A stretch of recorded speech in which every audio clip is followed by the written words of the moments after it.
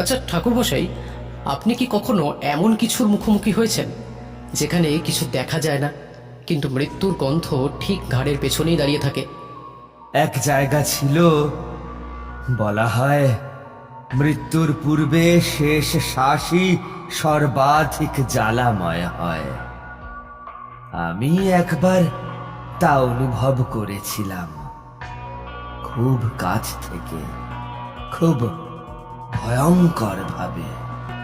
শীতকাল পড়তে শুরু করেছে তখন। নদীর ধারে দুর্গাচড়া গ্রামটা তখনও আলোয় ডুবেছিল কালী পূজার প্রস্তুতিতে। তবে আশ্চর্যজনকভাবে গ্রামের কালী মন্দিরে পূজা হয় না। লোকজন বলে দেবী রুষ্ট, আর তারই ফল হচ্ছে অশরীরীর শ্বাস। প্রতি বছর কালী পূজার রাতে কেউ না কেউ মারা যায়। গলা কাটা দেহ, চোখ ফাঁকা, মুখ থেতলে যাওয়া। আমি ডাক পেয়েছিলাম পুরোহিত অন্নদা মশাইয়ের কাছ থেকে। শ্মশানের পাশে বাতাস চলাচল করত না, পাতাও কাঁপত না। কেউ যেন দম আটকে ধরত। গলা কাটা প্রতি বছর, আর কেউ কিছু করতো না? ভয় বিভূতি, ভয় যে বিশ্বাসকে খেয়ে ফেলে। গ্রামের লোক বিশ্বাস করত যার উপর ও শ্বাস ফেলে সে আর বাঁচে না। দেখো, মৃত্যু সব সময় আসে আগে গন্ধ হয়ে, তারপর ছায়া হয়ে। আপনি আপনি কি নিজের চোখে দেখেছিলেন? না, চোখে দেখিনি, কিন্তু অনুভব করেছিলাম শরীর দিয়ে, হাড় দিয়ে। সেই রাত নদীর কুয়াশা জমে শ্মশান থেকেছিল। আমি বসেছিলাম একটা পোড়ো চাতালে, কালী মায়ের মূর্তির সামনে। হঠাৎ বাতাস থেমে গেল। আমি বুঝলাম কিছু একটা আসছে। কি করলেন আপনি তখন? চোখ বন্ধ করলাম। তারপর হঠাৎ আমার শ্বাস বন্ধ হয়ে এলো। আপনি শ্বাস নিতে পারছিলেন না? হ্যাঁ, যেন কেউ আমার ঘাড়ের পিছনে দাঁড়িয়ে আছে। তার নিঃশ্বাস ঠান্ডা নয়, গরম, জ্বলন্ত, ঠিক যেন আগুন মেশানো বাতাস। আমি জানতাম এটা মানুষ নয়, এটা অশরীরী। আর সে আমার মুখের ভিতর ঢুকতে চাইছে। তখন আপনি কি করলেন? কিচ্ছু করিনি, শুধু হাত রেখে দিয়েছিলাম মাটিতে।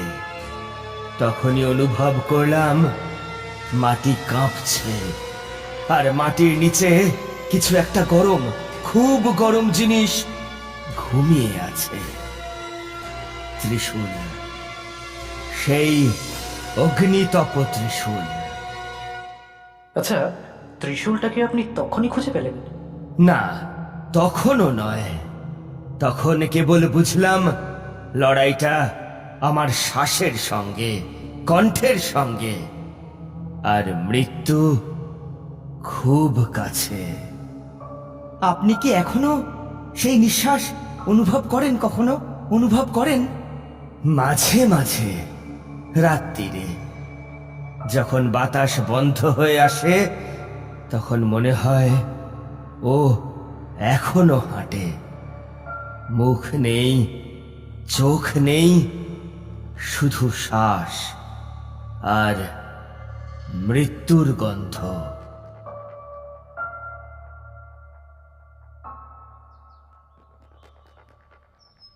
আমি যখন দুর্গাচড়ায় পৌঁছলাম তখন সকাল। তবে মনে হচ্ছিল যেন সন্ধে নামতে বাকি আর মাত্র কয়েক মিনিট। নদী পাড়ের সেই গ্রামে সব কিছুই যেন একটু বেশি নীরব। মেঘ, পাখি, এমনকি বাতাস পর্যন্ত। একটা অদ্ভুত অনুভূতি হচ্ছিল, আমি যেন কোনো জীবন্ত জায়গায় নয়, একটা নিঃশ্বাসহীন গহ্বরে পা দিয়েছি। দুর্গাচড়া আসলে এক নৌকা ভেসে পড়া গ্রামের মতন। নদীর এক পাশে শ্মশান, আর এক পাশে ছড়িয়ে ছিটিয়ে থাকা কুঁড়ে ঘর। কালী পূজা আসছে বলে ধান কাটা হয়ে গেছে, মাঠ খালি, আকাশেও কুয়াশার নকশা। আমি গ্রামের মেঠো পথ ধরে হাঁটছিলাম, হঠাৎ এক বৃদ্ধ কাঁধে ঝোলা নিয়ে এগিয়ে আসেন। আপনি তান্ত্রিক? আপনি কি সত্যি এটাকে থামাতে পারবেন? কে থামাবে সেটা এখনো জানি না, তবে জানতে এসেছি কে ডাকছে। যে ডাকছে সে মানুষ না, কালী ঠাকুর রুষ্ট হয়েছেন। তার নিঃশ্বাসে আগুন আগুন আছে, শুনেছেন? বাতাসে যদি গন্ধ পান, জানবেন রাতটা শেষ হবে না, হবে না। গন্ধ তো আমি আগেই পেয়েছি, পচা রক্ত, ধোঁয়া, পুরনো চালের ভাত আর ছিন্ন দেহের গন্ধ। বৃদ্ধ থমকে দাঁড়ালেন।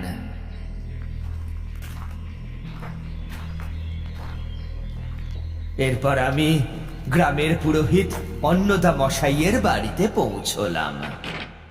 ও মা, আপনি এসেছেন। ওরা বলেছিল আপনি হয়তো আসবেন না। মৃত্যু যেখানে নিয়ম, সেখানে যাওয়া আমার দায়িত্ব।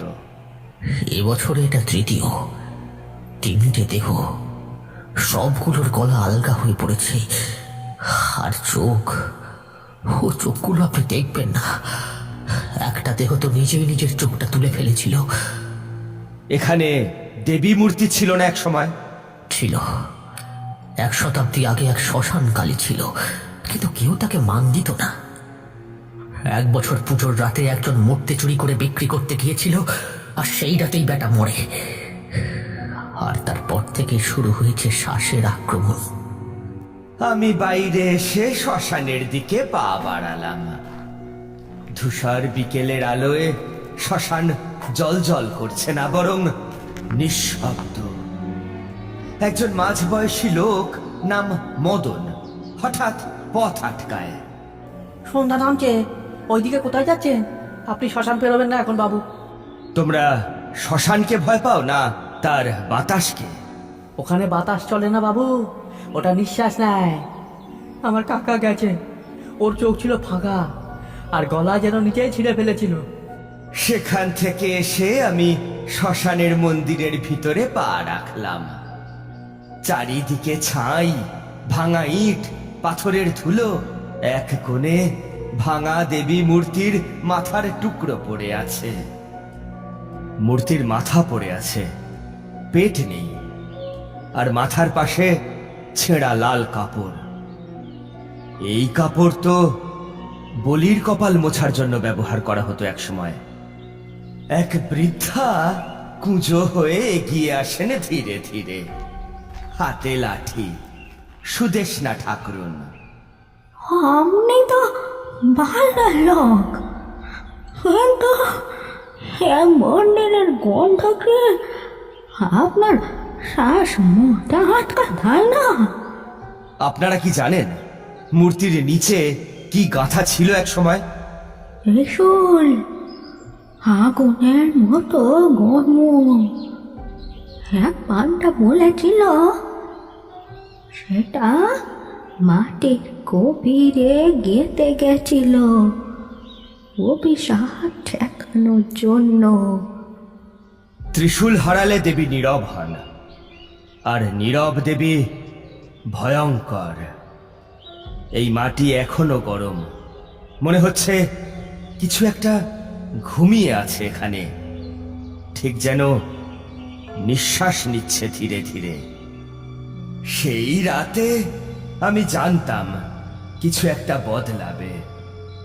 বাতাসে যে স্তব্ধতা ছিল সেটা ছিল না মৃত না জীবন্ত, একটা দুঃস্বপ্নের মধ্যে ঢুকে পড়ার মতো। নদীর ওপার থেকে ঘুনে ধরা বাঁশ ঝোপে বাতাস ঢুকছিল না, অথচ কানে কানে যেন কেউ একটা শ্বাস টেনে নিচ্ছিল, গভীর, ভারী। আমি জানতাম এই শ্বাস কেবল বাতাসে মিশে থাকে না, এটা খুঁজে নেয় নিজের পথ আর শেষ করে যার সময় এসেছে। সেই রাতটা আমি সেখানেই কাটালাম। আমি বসেছিলাম, পাত্রে রাখা ছিল কিছু উপাচার, আর মাটির প্রদীপে আগুন টিম টিম করছিল। হঠাৎ পাশ দিয়ে বয়ে গেল এক ঠান্ডা বাতাস, বাতাস নয়, যেন কারোর নিঃশ্বাস।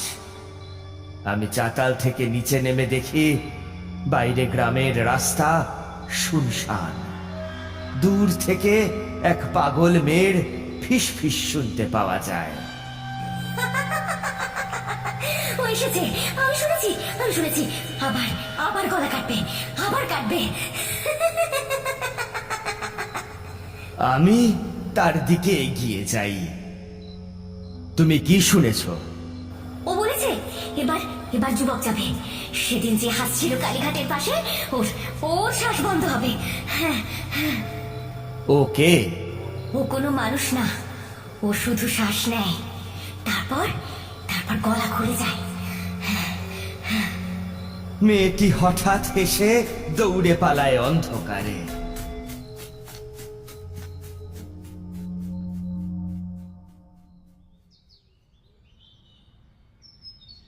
পরদিন সকাল, গ্রামে ভিড়।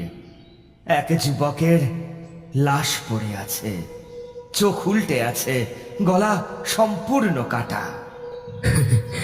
এটা সে সুরজি। কাল রাতে এসে বলেছিল এইসব ভূতের ভয় আমি পাই না।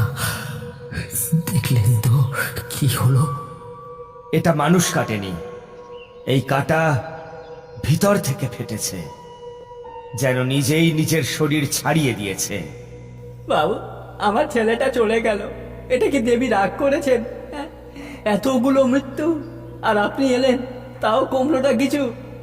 আমি এলাম, এখন বোঝার পালা কে নিঃশ্বাস নেয় আর কে নিঃশ্বাস থামিয়ে দেয়।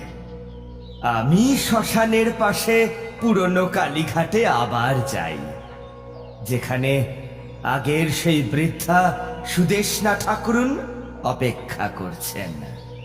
আমি জানি আপনি অনেক কিছুই জানেন। ত্রিশূল কবে হারালো? এ কথা কারো মুখে নেই বাবু। শুনেছি যেদিন সেই মূর্তিটা চুরি হচ্ছিল তার আগে মাটির তলা থেকে তুলে এনেছিল। মূর্তির পেটে ঠিক নিচে ছিল সেটাই ছিল মার শ্বাসের রোধ।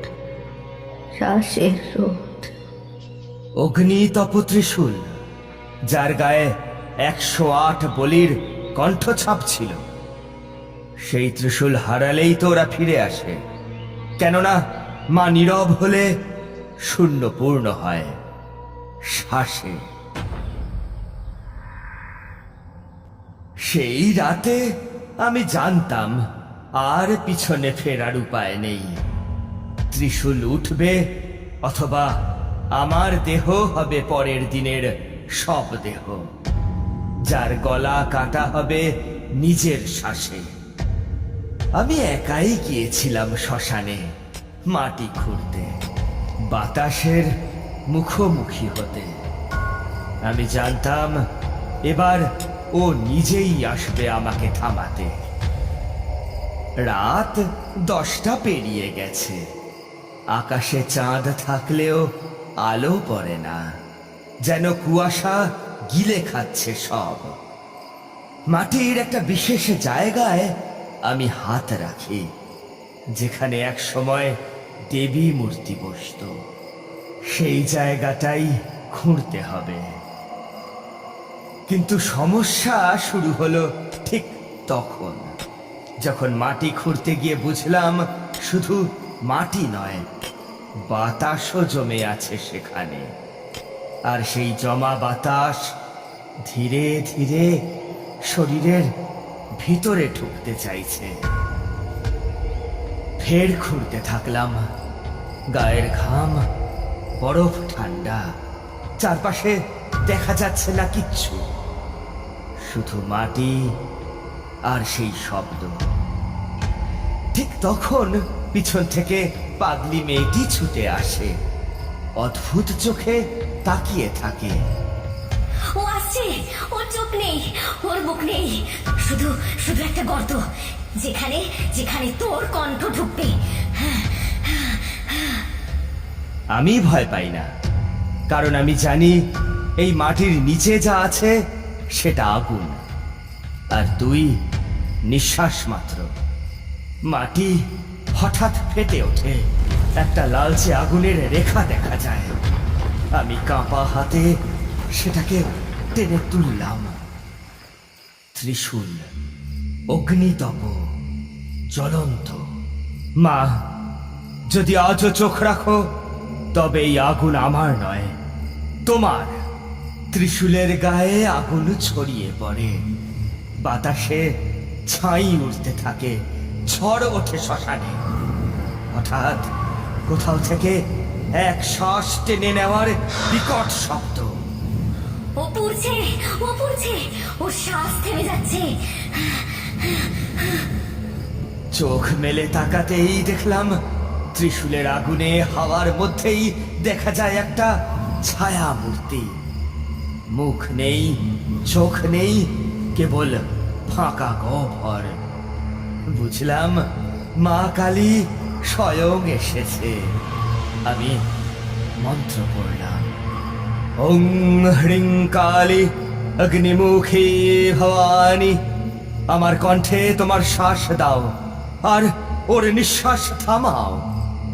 আকাশে বজ্র, মাটির ফাটল থেকে আলোর রেখা বেরোয়, চারপাশে আগুনের ছটা, আর বাতাসে আর কোনো শ্বাসের শব্দ নেই।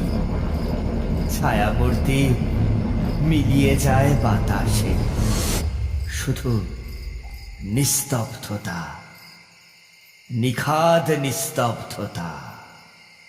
ত্রিশূল উঠেছে, এবার আমি প্রস্তুত ওর শেষ নিঃশ্বাসের জন্য।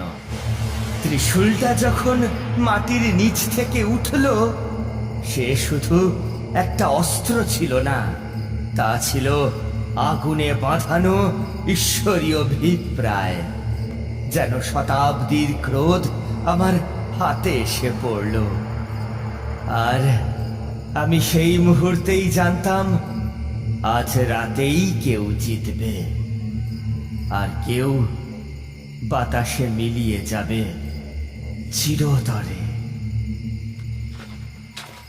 আমি হাঁটছিলাম শ্মশানের কেন্দ্র বরাবর। চারপাশে ছাইয়ের স্তূপ, পোড়া কাঠ, ছিন্ন হাঁড়ি, ছেঁড়া কাপড়, সব মিলিয়ে যেন কেউ মৃত্যুর বিছানা বিছিয়ে রেখেছে।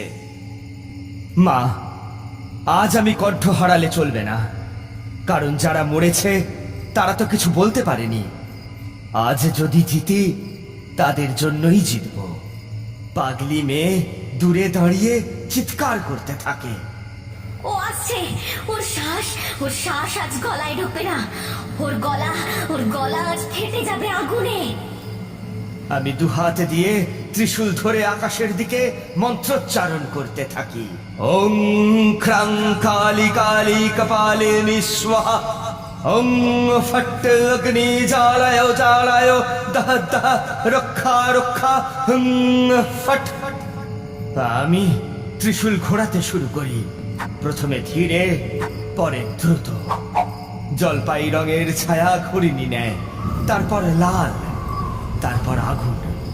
ত্রিশূলের মাথা থেকে বেরোয় আগুনের রেখা, যা বৃত্ত আকারে বাতাস কেটে ফেলতে থাকে। ভয়কে আমি গিলে ফেলেছি। তুই যদি বাতাস হোস, আমি আজ আগুন। ঝড় ওঠে, পুরো শ্মশানে ছাই ওড়ে, পাতা ছিঁড়ে উড়ে যায় ঘূর্ণিতে। মেঘের গর্জন আর অদ্ভুত এক অশরীরী কান্নার মতো শব্দ ভেসে আসে। না না না না, ত্রিশূল জেগে উঠেছে, মা ফিরে এসেছে। এ শ্বাস আর কারো গলা আটকাবে না, কারো গলা কাটবে না, কারো গলা না। হঠাৎ এক ছায়া মূর্তি, কুয়াশার মধ্যেই একটা ফাঁকা মুখ, গহ্বর, ঠোঁট নেই, শুধু একটা দম টেনে নেওয়ার অন্ধকার ফলা। ত্রিশূলের আগুন আমি তার দিকে ছুঁড়ে দিই। ওম হ্রিং অগ্নি শক্তি কালী, দাহ করো এই অশরীরী শ্বাসকে। ঘূর্ণির মাঝখানে বিস্ফোরণ, লাল আগুনের দাগে বাতাস ছিন্ন হয়। সেই ছায়া মূর্তি গলে যায়, কুয়াশা ছিন্ন হয়, আর নিঃশ্বাস বন্ধ হয়ে যায়। চারপাশে নেমে আসে নিখাদ নিস্তব্ধতা। আমি ক্লান্ত, ত্রিশূল হাতে পাথরের বেদির ওপর বসে পড়ি। আজ আমি জিতিনি, মাই ফিরে এসেছেন। শ্বাস যেখানে থামে সেখানেই শুরু হয় শব্দ, আর আমি শুধু মাধ্যম মাত্র। ভোরের আলো ফুটছে, দুর্গাচড়া গ্রামের মানুষজন একে একে বেরিয়ে আসে ঘর থেকে। শ্মশানে পড়ে আছে ছাইয়ে গাঁথা ত্রিশূল, যার চারপাশে পাতা পড়ে আছে নিঃশব্দে। সেই রাতের পর আমি আর কিচ্ছু বলিনি, শুধু তাকিয়ে দেখেছিলাম কিভাবে একটা গ্রাম যেখানে প্রতিটি নিঃশ্বাস ছিল ভয়, সে গ্রাম আবার নিঃশ্বাস নিতে শিখছে। আস্তে আস্তে, ধীরে ধীরে বাতাস যখন পবিত্র হয় আর মার রোষ থেমে যায়, তখনই বোঝা যায় অভিশাপ বলতে কিছু নেই, শুধু থেমে যাওয়া শক্তির ছায়া। সেই শক্তি ফিরেছিল সেই রাতে। ভোরের আলো ফুটছে, কুয়াশা ছিঁড়ে পড়ছে বাঁশ বনের গায়ে। পাখিরা ডাকছে, যারা বহুদিন ধরে এই রাত্রির বিষে গলা খুলতে ভয় পেত। ছাইয়ের গন্ধ এখনো রয়েছে, তবে তার মধ্যে চাপা পড়েছে নতুন বাতাসের গন্ধ, যে গন্ধ মৃত্যুর নয়, শান্তির। ত্রিশূল তখনও গাঁথা ছিল পুরনো বেদিতে, তপ্ত নয়, এখন ঠান্ডা কিন্তু দীপ্ত। গ্রামের লোকেরা একে একে হাজির হচ্ছিল শ্মশানের দিকে, তাদের চোখে বিস্ময়, ভিতরে ভয়, আর ধীরে ধীরে গলে যাওয়া স্বস্তি। পুরোহিত অন্নদামশাই আমার সামনে আসেন, লালচে চাদর গায়ে জড়ানো, চোখে বিশ্বাস ফিরছে। ত্রিশূল ফিরে এসেছে। এতদিন মায়ের পেটের নিচে যেটা ছিল ভাগ্যদোষে উঠে গিয়েছিল, এখন আবার জায়গা পেয়েছে। এই জায়গাটা ছিল অপবিত্র, এখন মা আবার প্রতিষ্ঠিত। এক বৃদ্ধ নাম রমেশ পাল, যিনি অনেক দিন মুখ খোলেননি, তিনি এগিয়ে এসে বললেন, 3 বছর হয়ে গেল আমার ছেলে ছিল প্রথম, আস্তে আস্তে মরেছিল, নিঃশ্বাস দিতে গিয়ে গলা ফেটে গেছিল। আজ আমি প্রথম প্রাণ ভরে নিঃশ্বাস নিচ্ছি, প্রাণ ভরে নিঃশ্বাস নিচ্ছি। সুদেশনা ঠাকুরুন আসেন, পিছনে সেই পাগলি মেয়েটি, আজ শান্ত। ও ছিল, ও ছিল, কিন্তু আজ নেই, শুনলে না, বাতাসে আর ওর শ্বাস নেই। মায়ের আগুন ওকে খেয়েছে। আমরা বেঁচে আছি কারণ মাকে ফেরানো গেছে। আমি নীরবে দাঁড়িয়েছিলাম এতক্ষণ, এবার এগিয়ে এসে ত্রিশূলের সামনে দাঁড়ালাম। এখনো বাতাসে সেই ছাইয়ের গন্ধ আছে। যারা গেছে তাদের স্মৃতি মিশে আছে এই শ্মশানের ধুলোর মধ্যে। কিন্তু আজ মা ফিরে এসেছেন, যার ভক্তি শুধু ফুলে নয়, ভয়ও হয়। সেই ভয় আজ থেমে গেছে। আজ থেকে দুর্গাচড়ায় কেউ গলা কেটে মরবে না। আজ থেকে নিঃশ্বাস মানেই ভয় নয়। কিন্তু এত কিছুর মধ্যেও আপনি বেঁচে ফিরলেন কি করে? আমি পুড়িয়েছিলাম নিজেকেই, ভয়ের কাছে নয়, ভক্তির কাছে। ত্রিশূল কখনো মারে না, শুধুই জাগায়। সবাই নীরব, একে একে মাথা নোয়ায় ত্রিশূলের সামনে। পুরোহিত মশাই বলেন, জয় মা অগ্নিভয়ী, শ্বাসের পাপে আপনি আলো দিয়েছেন। ত্রিশূল ফিরে এসেছে, মা রুষ্ট নন। বাঁশবাগানের ওপর দিয়ে ভোরের আলো পড়েছে, নদী পার হয়ে সূর্য উঠেছে। সেই রশ্মি পড়ে ত্রিশূলের মাথায়। বাতাসে আর কুয়াশা নেই, আর কোথাও কোনো শ্বাসের শব্দ নেই, শুধু নীরবতা। আর মাঝে মাঝে শোনা যায়, জয় মা কালী, জয় মা কালী। সেই রাতের পর দুর্গাচড়ার বাতাসে কেউ আর আতঙ্ক খুঁজে পায়নি। ত্রিশূল নিজের জায়গায় ফিরে গিয়েছিল, কিন্তু আমি জানতাম যে শক্তি একবার জেগে ওঠে সে আর ঘুমায় না, শুধু অপেক্ষা করে। আবার কারো শ্বাস থামবে কিনা, আবার কোথাও ভয় জমে কিনা বাতাসে।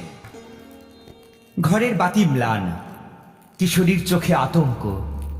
আমার ঠোঁট শুকিয়ে আসছে, ঘড়ির কাঁটা ধীরে টিক টিক করছে। আর ঠাকুরমশাই বসে আছেন। আপনি তো নিজের কণ্ঠ হারিয়েছিলেন তখন, তাহলে কিভাবে আপনি কথা বলছেন এখন? ত্রিশূল শুধু আগুন নয়, সে আত্মাও পোড়ায়, যদি বিশ্বাস থাকে। যদি সত্যি প্রয়োজন হয়, সেই আগুন আবার কথা বলে আমার মধ্যে দিয়েই। আপনি বলেছিলেন ত্রিশূলটা আবার মাটিতে পোতা হয়েছিল, কিন্তু এখন সেই ত্রিশূলটা কোথায়? ত্রিশূল নিজেই ঠিক করে কোথায় থাকবে। আমি তো শুধু এক রাতের বাহক ছিলাম, আর কিছু না।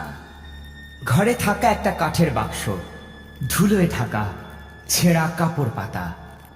বাক্সের ছিদ্র দিয়ে এক মুহূর্তের জন্য একটা লালচে আলো, একটা রেখা, যেন আগুনের ছায়া, চমক দিয়ে জ্বলে ওঠে।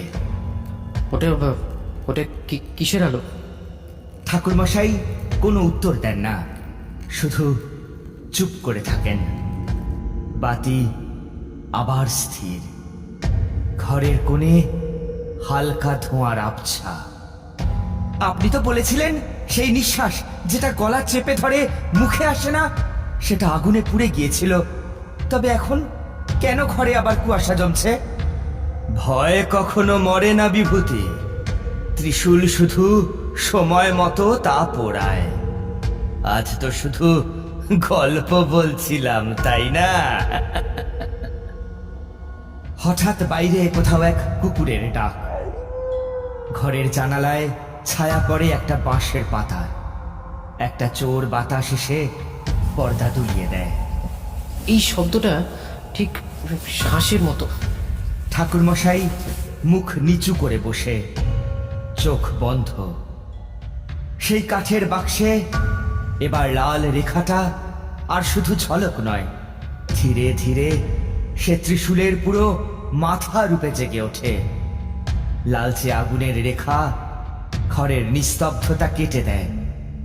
কিশোরী পিছিয়ে আসে চেয়ার থেকে। আমার চোখ স্থির বাক্সের দিকে। ত্রিশূলের মাথা, কাপড়ের আড়ালে ধোঁয়া উঠছে। ভয় দেখায় না, ভয় অপেক্ষা করে। একবার শেষ আলোয় ত্রিশূলের মাথা জ্বলে উঠে নিভে যায়। আমরা বুঝলাম শক্তি ঠিক কতটা ভয়ঙ্কর হতে পারে। শুধু প্রশ্ন একটাই, ত্রিশূল কি সত্যি ঘুমিয়ে আছে, নাকি আবার কারো নিঃশ্বাস থামবে আর সেই আগুন জেগে উঠবে?